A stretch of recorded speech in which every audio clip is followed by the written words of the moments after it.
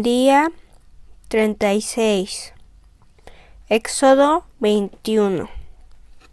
También le ordenó Dios a Moisés darles a los israelitas las siguientes leyes.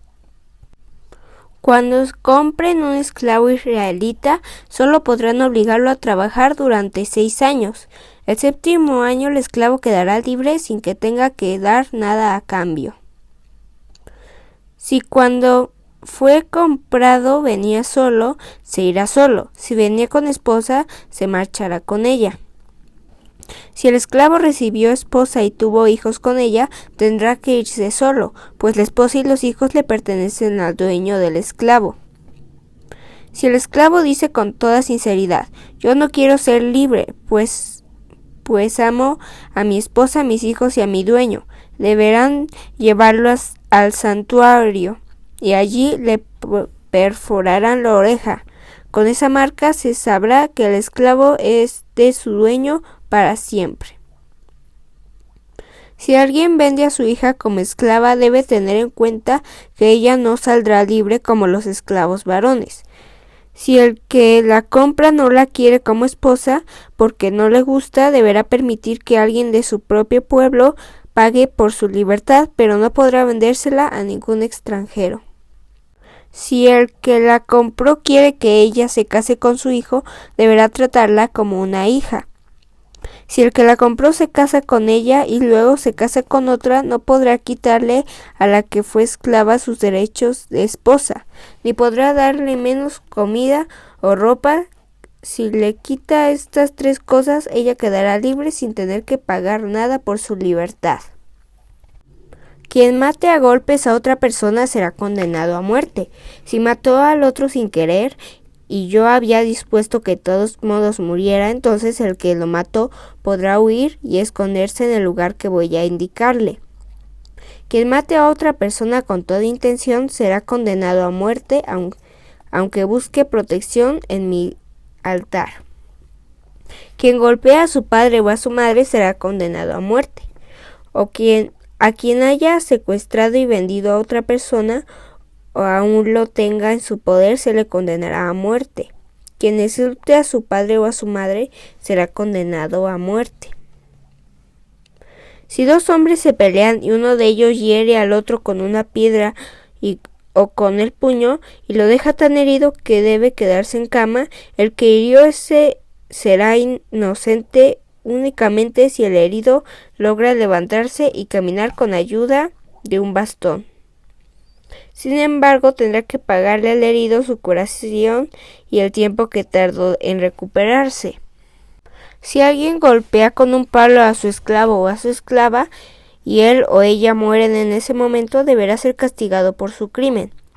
Pero si el esclavo o la esclava mueren 1 o 2 días después, el dueño no será castigado, pues los esclavos serán de su propiedad. Si varios hombres se pelean entre sí y en lucha golpean a una mujer embarazada, se hará lo siguiente. Si a la mujer no le pasa nada, pero muere el niño que lleva en su vientre, el que resulte culpable deberá pagarle al esposo de la mujer lo que él pida, siempre y cuando los jueces consideren que lo que pide es justo. Pero si a ella le pasa algo, se castigará al culpable haciéndole el mismo daño que le hizo a la mujer. Es decir, si mata a la mujer, será condenado a muerte. Si le saca un ojo, también a él se le sacará un ojo. Si le rompe un diente, se le romperá uno suyo. En cada caso se cobrará mano por mano, pie por pie, quemadura por quemadura, herida por herida, golpe por golpe. Si alguien hiere en un ojo a su esclavo o esclava y hace que pierda el ojo, tendrá que dejarlo en libertad. La misma ley se aplicará en caso de que le rompa un diente. Si un buey mata a alguien, se matará al buey a pedradas y su carne no deberá comerse. El dueño del buey no será culpable de nada. Si el dueño sabía que el buey tenía la costumbre de atacar a la gente y no lo encerró, será culpable de la muerte de la persona o personas que mate el buey. En ese caso se matará a pedradas el buey y al dueño. Sin embargo, el dueño podrá salvar su vida pagando una multa. La misma ley se aplicará en caso de que el buey ataque al hijo o a la hija de alguien. Si el buey ataca al esclavo o a la esclava de alguien, el dueño del buey deberá pagarle al dueño del esclavo o esclava 30 monedas de plata. Además, se matará al buey a pedradas. Si un hombre destapa un pozo o hace un pozo y no lo tapa, en el pozo se cae un buey o un burro, el que abrió el pozo deberá pagar al dueño el valor del animal, pero podrá quedarse con el animal muerto. Cuando el buey de alguien mate al buey de otra persona, se venderá el buey que quedó vivo, y el dinero se lo repartirán los dos dueños por partes iguales. También se repartirán por partes iguales la carne del buey muerto. Pero si todos sabían que ese buey tenía la costumbre de atacar y su dueño no lo encerró, tendrá que darle a la persona un buey vivo, aunque podrá quedarse con el buey muerto. Éxodo 22.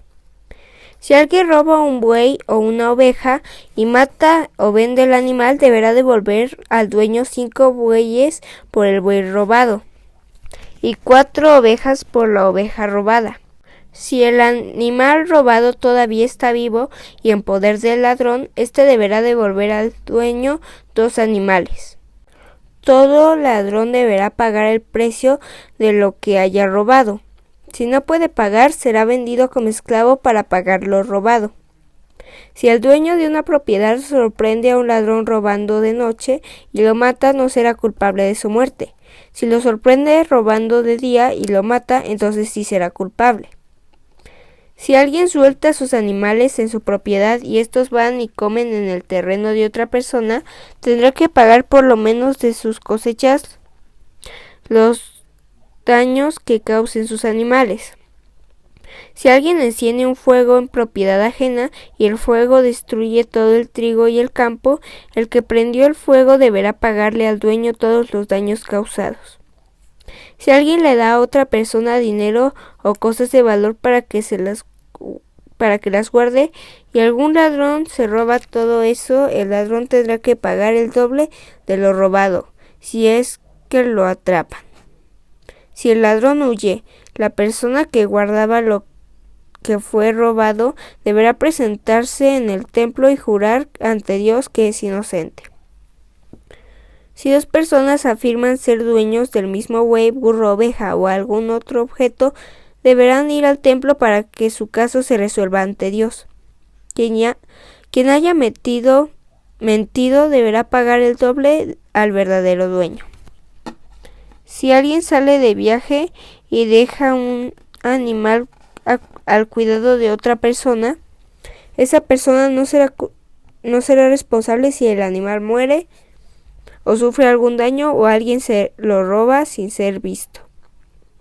Pero tendrá que jurar ante Dios que es inocente. El dueño deberá creerle a esa persona. El dueño deberá creerle y si esa persona no tendrá que pagar nada. Sin embargo, si esa persona vio cuando el animal fue robado, tendrá que pagarle al dueño. Si el animal fue despedazado por una fiera salvaje y el que lo cuidaba puede presentar como prueba los restos del animal muerto, no tendrá que pagarle nada al dueño. Si alguien pide prestado un animal y el animal resulta lastimado o llega a morir sin que el dueño esté presente, el que pidió prestado el animal deberá pagarlo. Si el dueño del animal estaba presente, el que lo pidió prestado no deberá pagar nada. Si el animal era alquilado, solo tendrá que pagar el alquiler. Si un hombre engaña a una mujer soltera y sin compromiso y tiene relaciones sexuales con ella, tendrá que casarse con ella y pagarle a su familia la cantidad que los novios acostumbran dar al casarse. Pero si el padre de esa joven no quiere que ella se case, ese hombre deberá pagar de todos modos la cantidad que se acostumbra a dar por la novia al casarse. Todo el que practique la brujería será condenado a muerte. Toda persona que tenga relaciones sexuales con algún animal será condenado a muerte. Quien haga sacrificios en honor a otros dioses será condenado a muerte. No maltraten a los refugiados en el país, ni los hagan esclavos. Recuerden que también ustedes fueron extranjeros en Egipto. No maltraten a las viudas ni a los huérfanos. Si lo hacen y ellos me piden ayuda, yo los escucharé y con furia les quitaré la vida a ustedes, y entonces sus esposas serán las viudas y sus hijos los huérfanos. Si alguien les presta dinero a un israelita pobre, no deberá cobrarle intereses ni portarse con él como los prestamistas. Y si ese israelita da su abrigo en garantía de que pagará el préstamo, se le deberá devolver al atardecer, pues lo único que tiene que protegerse del frío de la noche. Yo les digo que si ese hombre me pide ayuda, yo lo ayudaré, porque sé tener compasión. No hablen mal de los jueces, ni maldigan a sus gobernantes. No dejen de traerme sus ofrendas de trigo y de vino. No se olviden de entregarme a su primer hijo y las primeras crías de sus ganados. Podrán dejarlos con su madre los primeros 7 días, pero al 8º día me lo entregarán. Ustedes deben obedecerme siempre. No coman la carne de animales que hayan sido despedazados por las fieras salvajes. Esa carne se la echarán a los perros. Salmos 36. Himno de David, fiel servidor de Dios. El pecador solo piensa en cómo hacer lo malo, no ve ninguna razón para respetar a Dios. Se cree digno de alabanza y no reconoce su maldad. Cuando habla, miente y ofende, jamás piensa en hacer el bien. Aun cuando está acostado, solo piensa en hacer lo malo. No deja su mal camino ni se aparta de la maldad. Dios mío, tu amor es tan grande que llega hasta el cielo. Tan grande es tu bondad que llega hasta las nubes.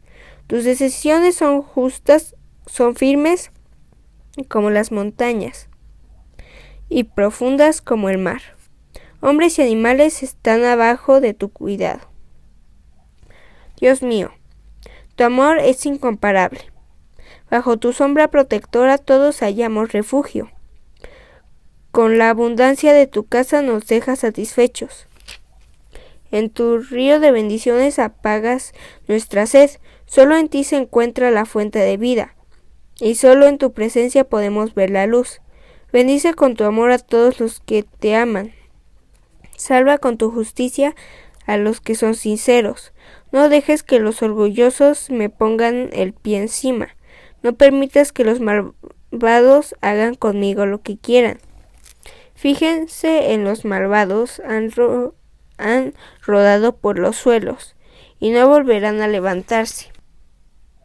Marcos 8. Un día mucha gente volvió a reunirse junto a Jesús, y como no tenían nada que comer, Jesús llamó a sus discípulos y les dijo: Siento compasión de toda esta gente. Ya han estado conmigo 3 días y no tienen nada que comer. Algunos han venido desde muy lejos. Si los mando a sus casas sin comer, pueden desmayarse en el camino. Sus discípulos le respondieron: Pero en este lugar no vive nadie. ¿Dónde vamos a conseguir comida para tanta gente? Jesús les preguntó: ¿Cuántos panes tienen?